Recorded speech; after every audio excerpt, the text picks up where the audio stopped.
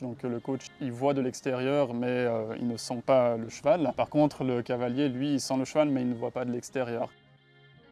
Donc c'est un capteur qui se met sur la sangle du cheval avec une petite attache avec des élastiques. Donc dans ce boîtier, il y a notamment un GPS, une centrale inertielle qui analyse à 100 données à la seconde le comportement complet du cheval en 3 dimensions.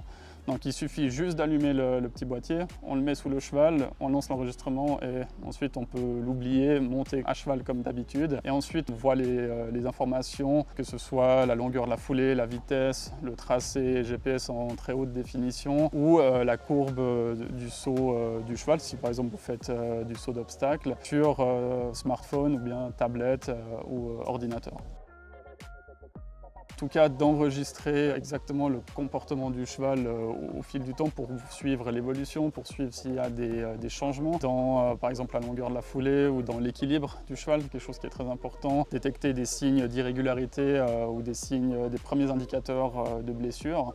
Tout est basé sur le sentiment donc du cavalier et aussi du coach. Donc le coach, il voit de l'extérieur, mais il ne sent pas le cheval. Par contre, le cavalier, lui, il sent le cheval, mais il ne voit pas de l'extérieur. Ça amène des données qui ne sont pas subjectives, notamment la trajectoire des foulées et du saut. Et ça, c'est vraiment le sentiment que l'on a en tant que cavalier, où on sent que le cheval, par exemple, quand il saute, il est un peu plat, il saute des fois un petit peu en cloche. Et de nouveau, c'est un sentiment, mais qui n'a jamais été illustré jusqu'à maintenant. Et d'ailleurs, c'est une des fonctionnalités uniques au monde que l'on fournit avec notre capteur Allogo Move Pro.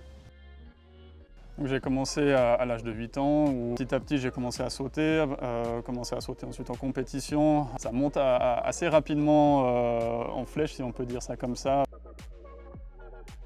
À un moment donné, dans ma carrière sportive, j'ai dû faire un choix soit de continuer sur une autre voie dans l'équitation ou la voie que j'ai choisie, donc de reprendre des études. C'est ce que j'ai fait. En réalisant un stage à l'EPFL, j'ai rencontré une personne qui est devenue un ami, qui travaille dans une start-up. Ça m'a donné une idée de faire aussi un projet pilote dans l'équitation avec de la nouvelle technologie. Et c'est à ce moment-là où j'ai décidé d'assembler ces deux passions, on va dire, en créant Allogo.